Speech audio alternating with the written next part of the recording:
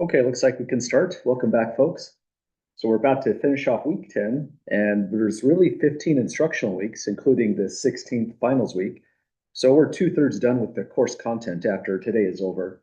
So congratulations on getting through it this far. Today we're going to finish off section 7.2 and make some pretty decent headway into section 7.3. I'm not going to race through to try to finish it in one day. This one will definitely finish when we come back on next Monday. We also have our third exam on Friday. Before I even begin grading, I'm going to make this my first thing I do Friday morning, is I'll write down the exam information down there on Canvas in that original spot and post the review material. Our third exam will be Monday, November 10th. And so it's going to be kind of the same sort of idea, like just how we got through exams 1 and 2. I'll be contacting everyone, telling you how to schedule your exam with the appropriate testing center and so on, pretty much just fulfilling the same pattern with the last exams. For this upcoming exam, it's a little bit more memorization heavy, I'd say, because of the identities we have so far. But I'm thinking for the official sections that are going to be on this exam, just to maintain another pattern, it's been 3 sections on the prior exams. It's going to probably involve section 6.3, inverse functions, 7.1, this was trigonometric identities. The Pythagorean identities were the core of that section. And 7.2, this is the one we're finishing this week. So that gives you a chance to work through the homework assignment, get the feedback from it after I grade it and return it to you. And so that involves the additional sub-difference identities. So these are going to be, looks like the major identities we'll have to have memorized for the purpose of the upcoming exam. But I'll get all that finalized on Friday once we put in that exam information. But that's pretty much all I have for the announcements today to start us out. Any questions at the moment, folks, before we begin?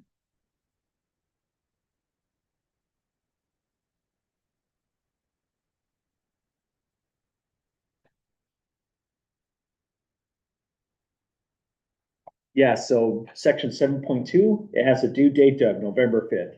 That's right. Only because we're going to be finishing it just today. That gives us a 1 week turnaround. I extended the date by a couple days at the end of class on Monday. Any other questions at the moment?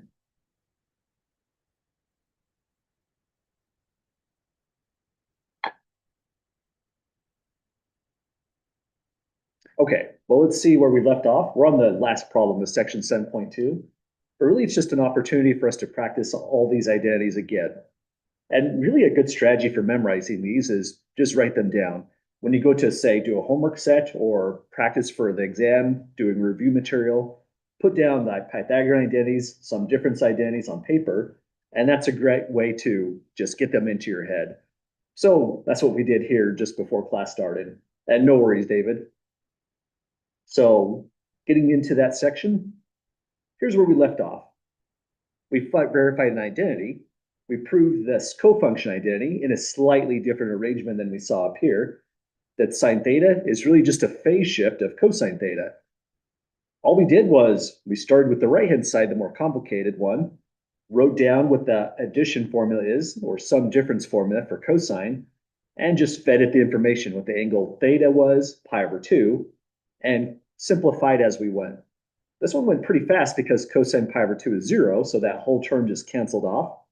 Sine pi over 2 is 1, so sine theta times 1 gave us the left-hand side, sine theta. So now we'll practice it all over again. We'll do one more identity. So here's the next one. Sine 2t, or it could have been theta, input variables t this time, equals 2 sine t cosine t. This is another identity, and that's kind of a weird one. The 2 seems to have popped on the outside, and we produced a cosine theta out of thin air. And this one's kind of a weird one to prove as an identity, because this time, starting on the more complicated side would be the harder way to go. We're going to start on the side that looks simplified and make it the more complicated, convoluted looking side. So this one is a weird identity to prove in that sense. Let's begin with left-hand side. Hang on, let me see what's going on here. My ink's disappearing. Sometimes when you put this right on the border of the page break, it causes weird issues. Okay, that looks normal. Left-hand side is sine 2t. It's a hard one to get started because we know we have all these addition formulas. Pythagorean identities, but nothing really seems to fit when you look at it on face value. But here's the major trick in algebra. You can break it apart to t. Not factoring, since that usually involves multiplication, but we could partition it as t plus t. Now it fits into the addition formula. Let's write down the formula we're going to need. It's going to be the sine version with the plus in the middle. So we can write this out as sine alpha plus beta is the addition formula we're using. The pattern goes sine cosine plus cosine sine with parentheses to contain the input variables. They are alpha beta, alpha beta. And it looks really weird, but nothing's forbidden with allowing both alpha and beta to be the same exact input. That's totally allowed. So this is our alpha, that's our beta. So this is the big idea that gets started. Next thing we do is just feed it into this identity here, this addition formula. Any questions before we go to the next part?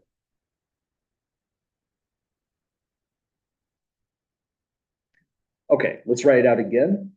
This is going to take the format sine cosine plus cosine of an input, sine of an input. The inputs go t and t. The color coding seems kind of silly in a way, but that's how it goes on all of them. So let's maintain that color coding. T and t here.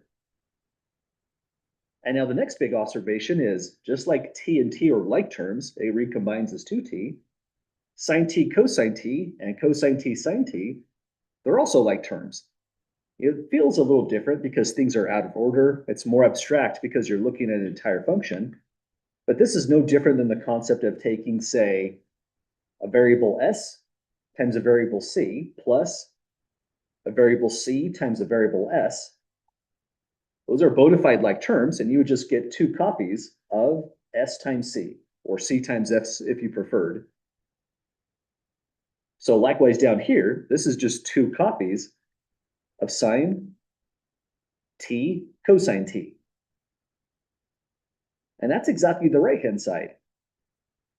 So it's a really fast identity proof. It's just a tricky one to even get started because this is kind of a funky idea. Break 2t apart as t plus t and use t as the same exact input everywhere in the addition formula for sine. But once we move through the parts, the identity just kind of falls out on our lap. Well, we did it, folks. That's yet another identity. But actually, this one's special. This one's called the double angle formula for sine, or double angle identity.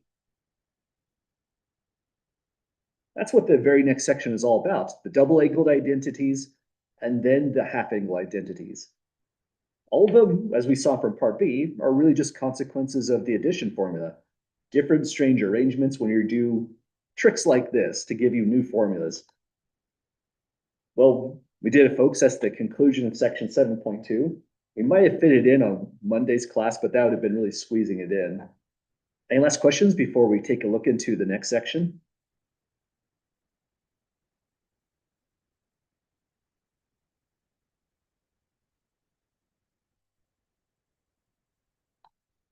Okay, as we go to the next section, you might want to have your notes pointing to this just available because they find random uses in that section. Maybe also your Pythagorean identities available as well. And here's our next section. This is going to be the last of our big sections with trigonometric identities.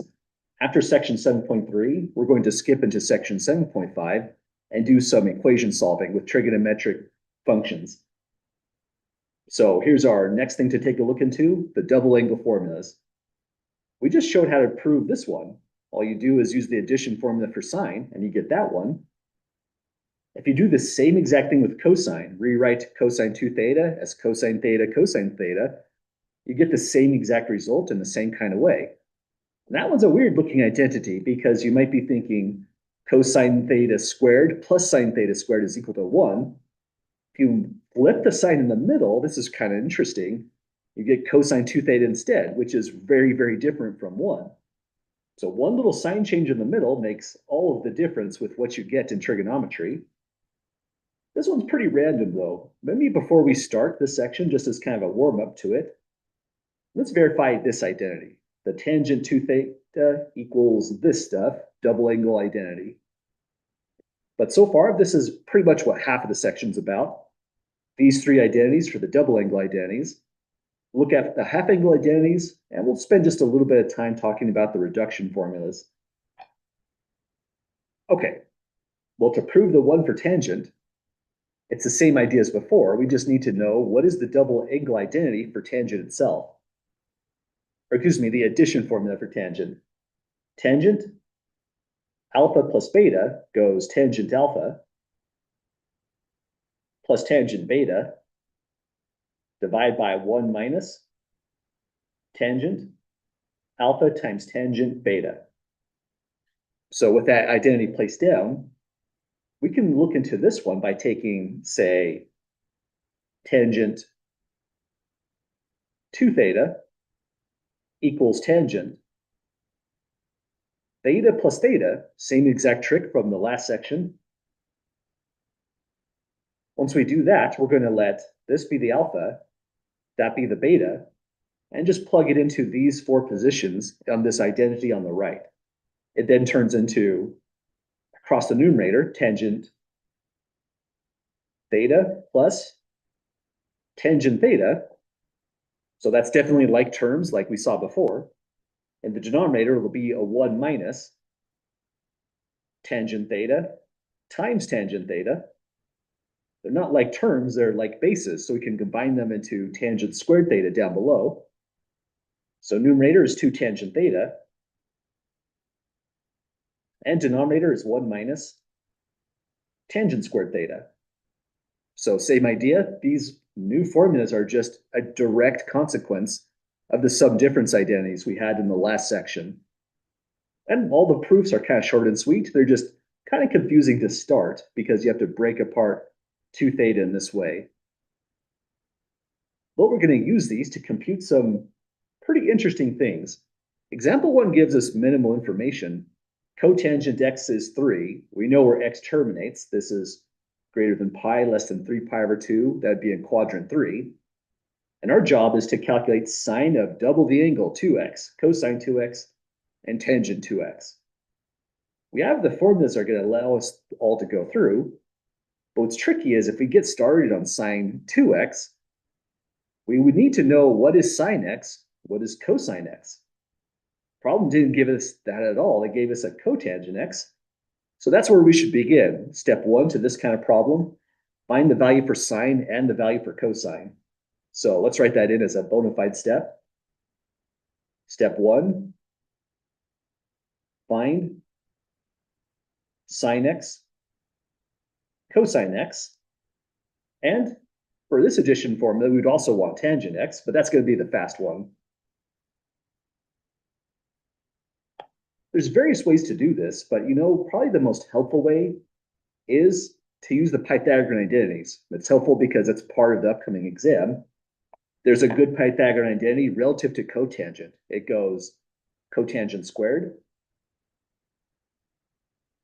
Let me write this in as an x to match the variable. X plus 1 is cosecant squared x. So we'll start off by just using that Pythagorean identity there. The value for cotangent x is 3. So 3 just gets plugged in here and it gets squared. We have 9 plus 1 is cosecant squared x. So 10 is equal to cosecant squared of x. We can take the square roots of both sides and we get either positive or negative 10 is equal to cosecant x. Here's where we have a bit of a problem because there is exactly one answer to this. We have to pick either the positive sign or the negative sign. But that's just taking us to this information here. If we sketch this out, we would have maybe a quick unit circle diagram. We are rotating by x. It's between pi and 3 pi over 2. So I don't know exactly where it is. I'll just place it here. So here's the rotation by x. But that resolves our issue here. It has to be the negative sign because in this quadrant, we have that sine x is negative and cosine x is negative.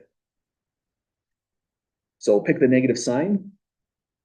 Negative root 10 is cosecant x. That gives us a new identity we have to use. Cosecant is 1 over sine.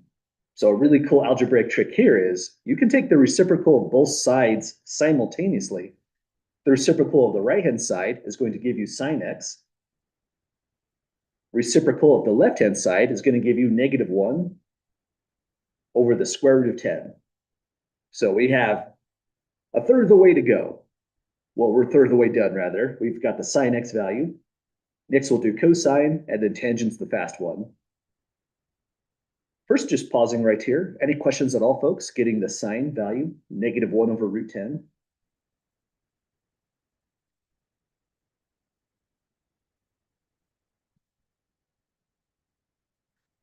Okay, well, if you have sine, you can get cosine. Here's the next Pythagorean identity, practically an exam 3 review problem again, just using these identities. The Pythagorean identity for sine and cosine go cosine squared x plus sine squared x is a 1.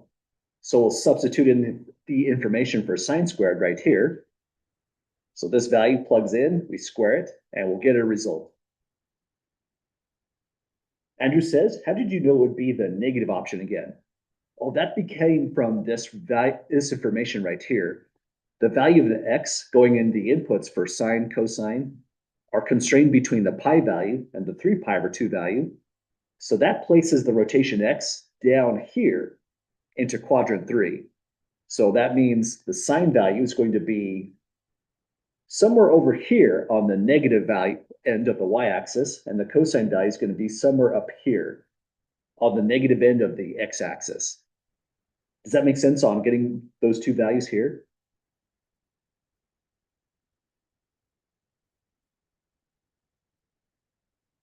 Awesome. Thanks for asking about that.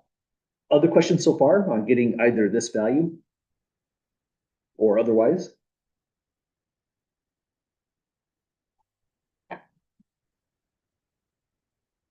Okay, let's plug in our sine information over here and square it. We have cosine squared x. Let's actually show in the substitution step because we're squaring something slightly more complicated. Feels like a good idea. Negative 1 over root 10 goes here. Then we'll square that. So we have now cosine squared of x plus 1/10 is equal to 10/10.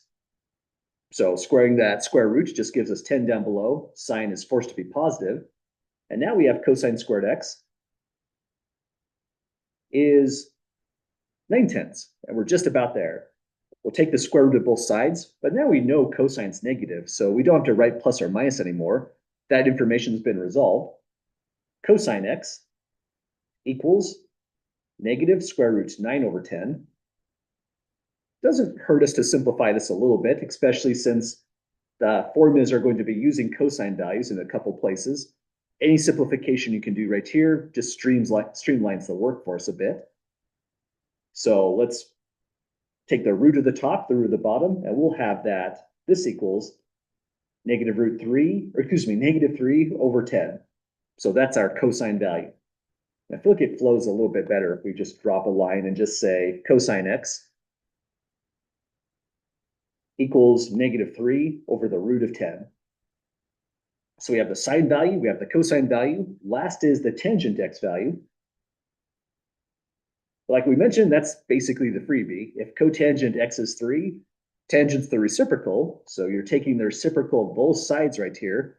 Reciprocal of cotangent is tangent, and then reciprocal of 3 is 1/3. So we have all three values that we need to use. Then we can start investigating what is sine 2x, cosine 2x, and tangent 2x. That's what's going to finish out the problem at this stage. So just to highlight with what we've got so far, here's our sine x value. Here's our cosine x value. The rest of this is just taking the identities, write them down carefully, and substitute in the information that we have. So let's give this a start. First, it's sine 2x that we have to calculate. Very good strategy here is every time you need an identity, just write it down on paper. Double angle identity for sine goes to sine x, cosine x. But that's exactly the information we have. We have the sine x value above, the cosine x value above. Substitute that information in, and this turns into 2 times -1 over root 10 multiplied by the cosine value of -3 over root 10.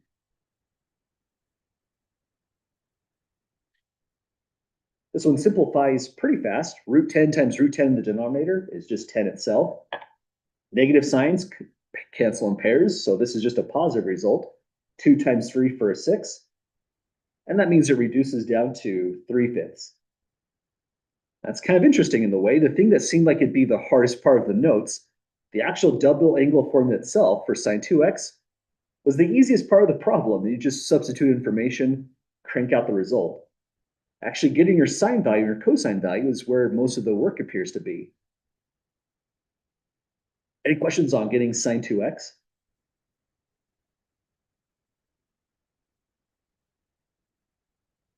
Okay, this is the weird identity for cosine 2x. Feels like you're writing down something like this, but you put a negative sign in the middle. That's a great way to memorize it. Cosine 2x. This section goes into different forms of cosine 2x, but this is the main identity. It turns into cosine squared x.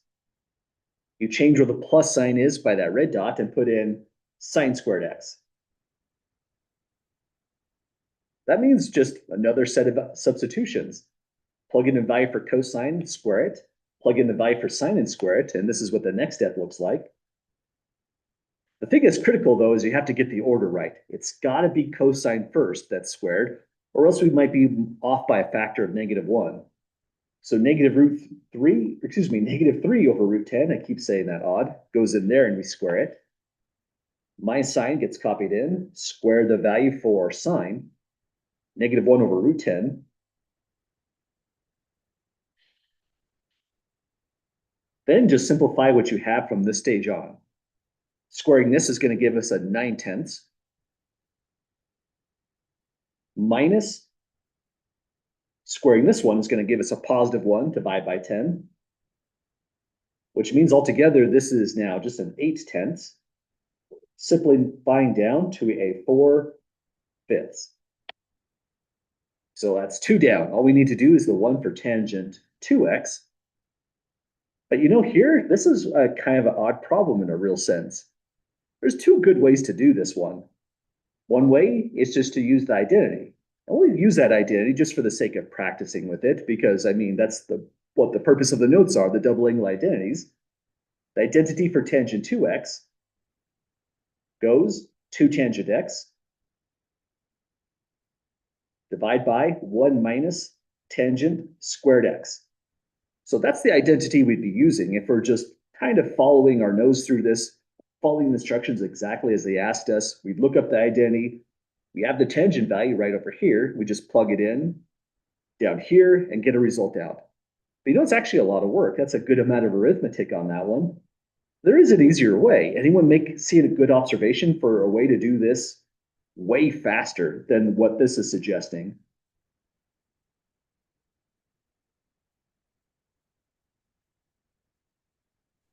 You cancel that to 2 over 1 minus tan x. You could cancel in that way, but then you'd have to divide by tangent x over here if you reduce the power here and do the canceling there. It'd still be a difficult problem. You're just changing where the tangent would appear in the identity. There's still yet a slightly different way that we could go. Yeah, go ahead. Yeah, by definition of tangent, tangent 2x itself is just going to be sine 2x divided by cosine 2x. And we have the results just right here and here.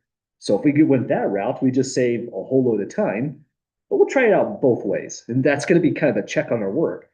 Do we get the same answer if we do it both ways? But I would say, just as a good thing to emphasize, if you did it this way on your homework, if you did it this way on your exam, I'd say good on you. This is a valid approach. You could say do it this way, or tangent 2x is nothing but sine of the same input, 2x, divide by the cosine of that input, 2x. That means the sine value is 3/5. We're dividing by the cosine value, 4/5. That would give us 3/5 times the reciprocal, 5/4. And we get 3/4 altogether after canceling. So as fast as possible, this is a good route to go. Feels like we're cheating ourselves though. We have a bona fide double angle identity. We never used it. So I'll put down here, it's going to continue below. Let's show how it really go if you did go that route. Again, just for the sake of practice.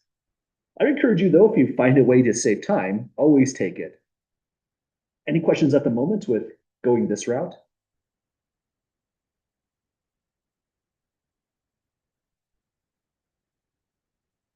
Okay, so big problem, and it's like a wall of algebra at the moment, but we satisfied our main goal, sine 2x, cosine 2x, tangent 2x. We have the three values down below. If you made a mistake anywhere over here, you might not lose a whole lot of credit to maybe a -1 point. I'll take a look into your sine value, your cosine value. If it's plugged in a consistent way down below here, that's where the major credit would be for a homework problem in section 7.3.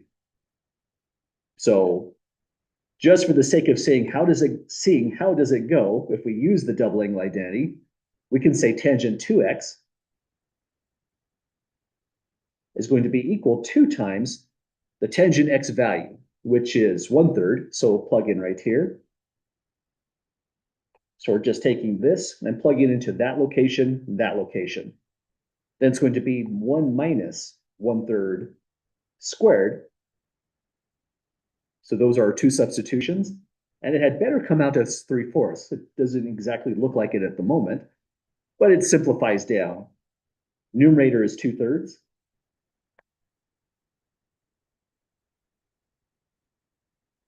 Denominator is now 1 minus square a third, and we get a ninth, which means this one right here, we can field promote to a 9/9. That's a funky looking 9 now, but that works. We have 2/3. Divide by 8/9 in the denominator, which means it's 2/3 times 9/8. Then we start canceling things. Honestly, this is not really that long, so it's only a slight shortcut going this way. Divide 3 here and here, we're left with 3 in that numerator, 2 divides, leaving 4 in the denominator, and we get the 3/4 that we were expecting. So it's more like a check to see if we get the same value both ways. If we got to 3/4 here, 3/4 there, using the information above and the sine 2x, cosine 2x value, we have a gargantuan amount of numerical evidence. We didn't make a single mistake on any of this work here. Well, that's the double angle identities in a nutshell. We'll practice with them a little bit more before we convert over into the half angle identities. Any questions or comments, folks, with what we've done at the moment?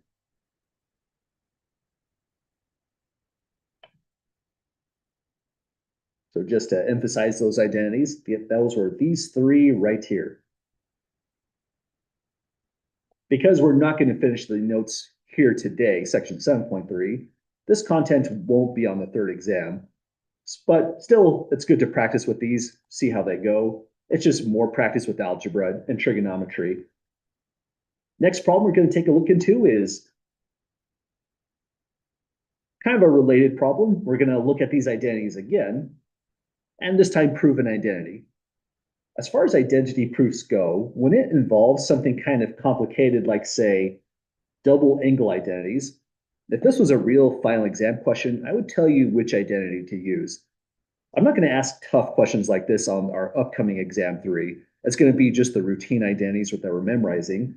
I feel like this would be a really tough problem on the final exam without a bit of a hint, like what's written down here. Prove this identity by using the double angle identities. Well, there's two good double angle identities. We have one for sine, we have one for cosine. So if we were to follow that hint, we'd just use both of them. Let's start off on the left-hand side. and begin just by putting in the value for sine 2 theta, which is 2 sine theta cosine theta. Put in the identity for cosine 2 theta. That's cosine squared theta minus sine squared theta. And that's how we could start off this one. So left-hand side, let's just drop in those identities here now. Is 2 sine theta cosine theta, divide by sine theta, then minus, and we do it again for cosine. Cosine 2 theta goes cosine squared theta minus sine squared theta. It's divided by cosine theta. And our goal is to do enough algebra until we get to the point we land on a secant theta, the right-hand side. One nice thing about the problem so far is that we do get a fast cancellation. Sine and sine cancels nicely and cleanly because of the factorized form on this side. Not as nice over here, but I think we do want to divide cosine into both just to make some forward progress. So we haven't done a whole lot. We just dropped in the identities, made one cancellation here. On the next step, it's just going to be dividing cosine into both of these terms and multiplying through by the -1. So left-hand side is now 2 cosine theta. This negative sign is kind of finicky. The numerator is an entire group in order of operations. So it's going to flip this sign to negative. Then it gets divided by cosine, so it's a negative cosine theta. Then over here, that negative sign flips this to a positive and cosine divides. So it's plus sine squared theta over cosine theta. So that gets us down to here. We have like terms, 2 cosine theta minus 1 copy, so we can rewrite this as cosine theta plus sine squared theta over cosine theta. Well, we kind of did all the easy algebra that we could do. We did the cancellation. We divide the single term and distribute the negative sign in. We did a cancellation here as well to get cosine. But we're kind of stuck right here at this step. Somehow, some way, this has to simplify down to a secant. So we have to do something more to this to make forward progress. Any suggestions on what we could do next to try to get to a secant?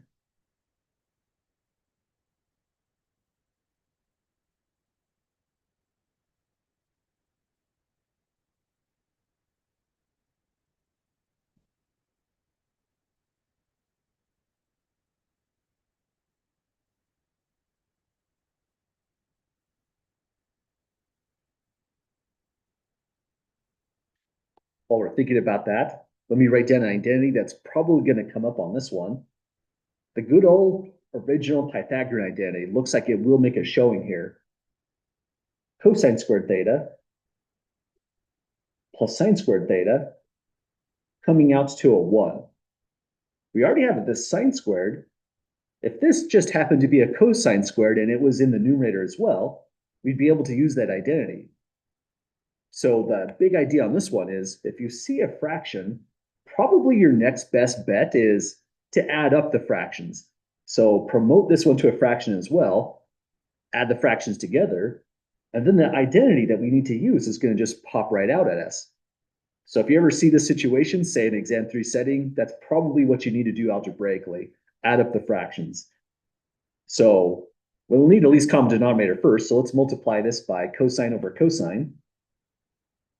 Or maybe let's do that in the next step so we're not squeezing it in.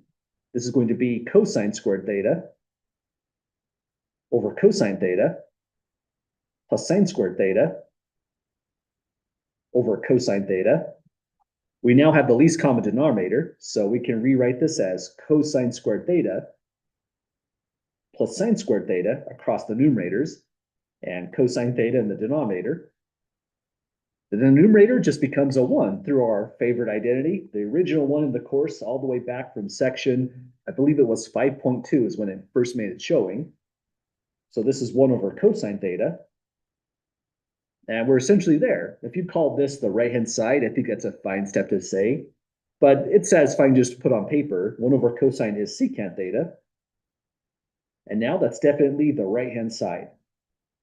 So through the transitivity of equality, that equality right here is valid because we just wrote a track of equalities that connect up to secant theta, starting with the original thing, after dropping in these identities in the numerator positions. Pretty tricky problem because we used three big identities, two double angle identities. That was what the hint was about. And then we had to also know that this one was coming up as well. Well, any last questions, folks, on finishing up this identity?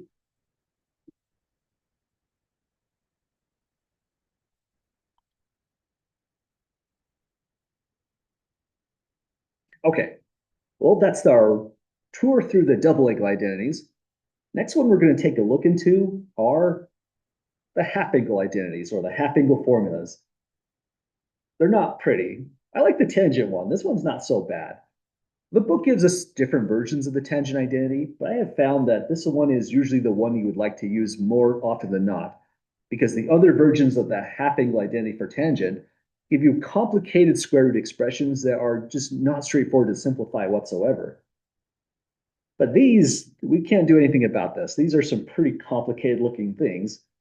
The book does discuss a little bit how to prove these identities, and I'll let this be up to the class. Should we derive one of these or the other, or would you like to just leave it for the reading? Any volunteers for a direction to go on this one?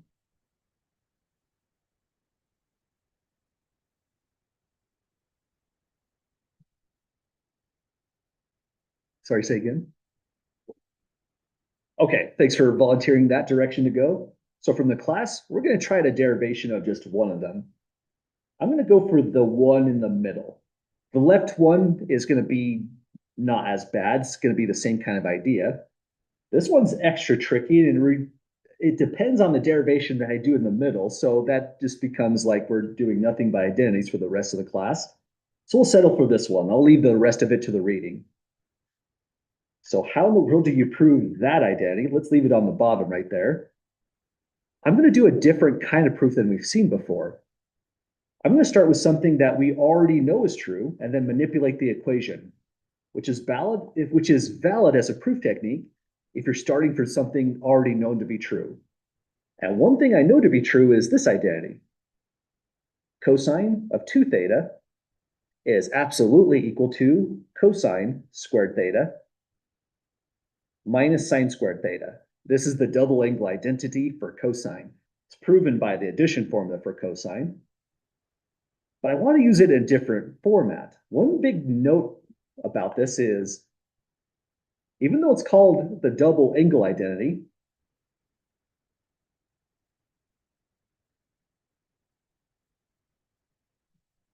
it's kind of written in an odd way.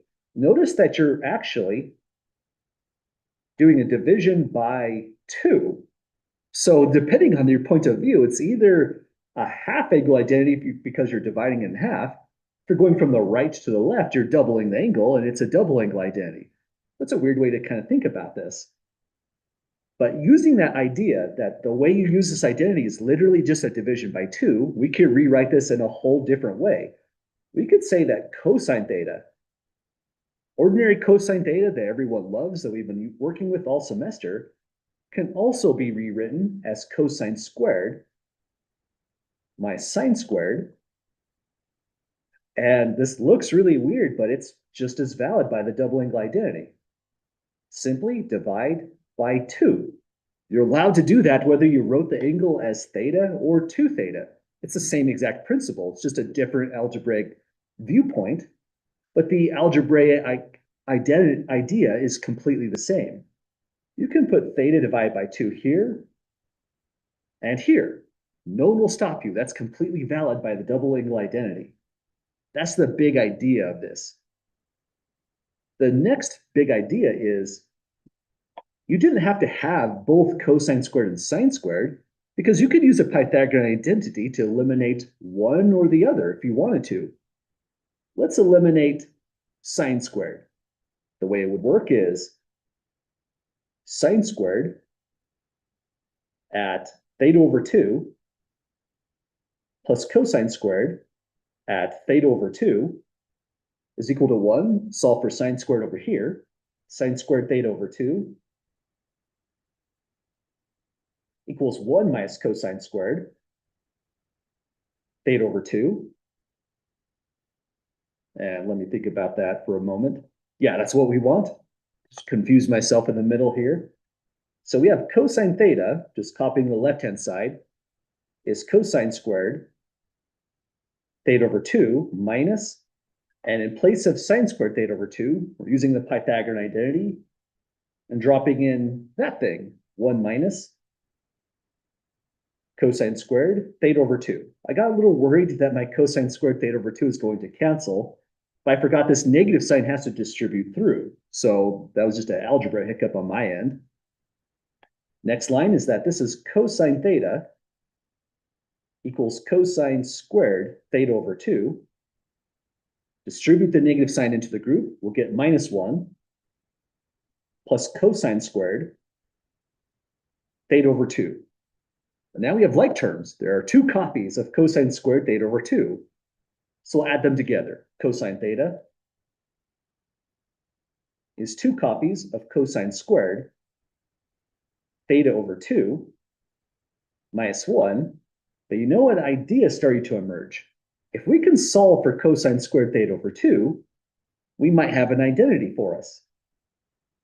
We can do that because this was a known equation to be true. Everything we do that's a valid algebra gives us new known identities. So let's add 1 to both sides of this. We have cosine theta plus 1 is 2 cosine squared theta over 2. We can now divide both sides by 2. We get cosine theta plus 1 divided by 2 is cosine squared theta over 2. And now if we want to solve this, we could take a square root. That's where the plus and minuses came from. When we take a square root, we need further information about the angle itself to decide which version is it, the plus or the minus. And that's what makes these identities kind of clunky. You can't say exactly if it's a positive or a negative, except the tangent one is brilliant. There is no positive or negative on that one. That's kind of an amazing identity there. So we take the square roots of both sides and we have square root, either positive or negative it, cosine theta, plus 1 divided by 2. Square root to the right-hand side gives us just cosine theta over 2. So the identity written below, it's the same one. It's just has different sides. Mine is backwards, but it's just as valid. Kind of a crazy adventure when you think about it, because this identity came from the addition formulas for cosine, which came from the Pythagorean identities themselves and distance formulas. Then, once we got this identity, we just rearrange it in this pretty contortionistic way by using ordinary algebra. And there's your half angle formula. If you went up here and solved this one for cosine squared instead, you would have gotten the other formula, the version for sine instead of the version for cosine. But notice how similar they are. This is the next thing that's pretty cool about these. The only difference between the sine version and the cosine version, literally the only one and only difference, is that sign inside the square root, whether it's a minus or a plus. They're effectively, essentially the same kind of identity. Again, this one's kind of monstrous to prove. It uses one of the lines from this identity here just to prove it. If you're curious about it, let me know, and I could attach a write-up to the notes on the Canvas website. The idea is you're using the addition formula for tangent, one of the lines from this derivation right here, and you can take the right-hand side, rewrite it as the left-hand side, our standard proof technique. Our next goal is just to practice using this kind of stuff. It's a similar problem that we did in example 1. We're going to take a value for sine, figure out what the half angle evaluations will be for that angle for these 4 different things. Then we'll use it in a different kind of way, evaluating sine 9 pi over h, just an ordinary evaluation. These are pretty tricky problems, so maybe before we jump into the work through on any one of these problems, let's talk about the trickiest part of all. If you're going to use the half angle formulas for sine or cosine, You do have to resolve whether you're using the positive version or the negative version. And that's not exactly super straightforward to do. So this is an idea we'll come back to. They gave us information on sine. We know it's negative. They told us the actual quadrant that theta is going to terminate. So very first thing I would do here is just sketch that out geometrically. Here's the unit circle. I wanted a different color pen though. Let's do it this way. If we're larger than 3 pi over 2, that's putting us in quadrant 4, provided we're less than 2 pi in the rotation. So I'll make the rotation look something kind of like that. Here's theta. So we're in quadrant 4. We know about cosine and sine in that value. Sine theta has to be negative, so the problem looks consistent. It's stated as a negative 1/10. And if it's a negative 1/10, we could draw that slightly more realistically. Negative 1/10 would kind of suggest the angle looks a little bit more like that. Not perfect, but it's pretty close to 2 pi. So here's the angle theta. Cosine theta is going to be positive on this one, but that doesn't resolve the sign plus or minus on any one of these, because the angles we're actually computing is not for theta, it's for theta divided by 2. So here's the most confusing thing about these kinds of problems. You have to take this, 3 pi over 2, less theta, less than 2 pi, and you literally do have to match this up. You need to put pi over 2 in the middle, or excuse me, theta divided by 2 in the middle, not just theta. We can force that to happen by dividing all 3 sides by a half. 3 pi over 2 times a half is division by a half, minus theta divided by 2. That's what we want to see, the right constraint there, less than 2 pi divided by 2. So we get 3 pi over 4 less than theta over 2 less than pi. That's giving us the right information of what the sine value is actually going to do. Theta divided by 2 is going to be somewhere between the constraints, pi. Here's 3 pi over 4. And we are somewhere, let's go with green. We're somewhere over here instead. That's theta over 2. Now that we know the location for theta over 2, we can say sine theta over 2. The sine value for this is going to be a positive value on the y-axis. It's greater than 0. And cosine theta divided by 2. Well, cosine theta divided by 2 is this value on the x-axis. This one's negative. So it finally tells us which sine that we're actually picking on both of these. That's definitely pretty tricky on these. So we'll remind ourselves of this when we come back to finalize this problem on Monday's class. But any questions at the moment with the idea we had to use?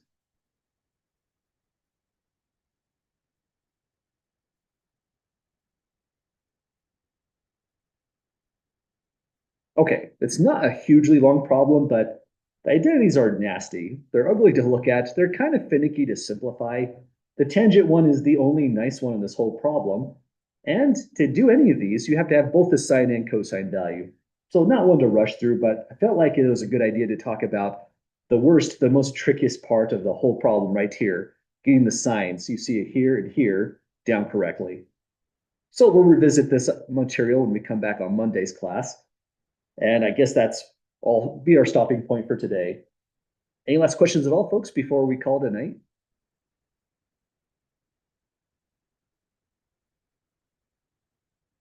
Okay, well, have a great night to everyone. And again, we are finalizing week 10, so we are 2/3 of the way through all of the instructional weeks for the whole class. So congratulations. Have a good one too. Take care, folks, and I'll see you all on Monday. If you have any questions while you're working the homework, standard call-outs, don't hesitate to email. I'll be very happy to help out.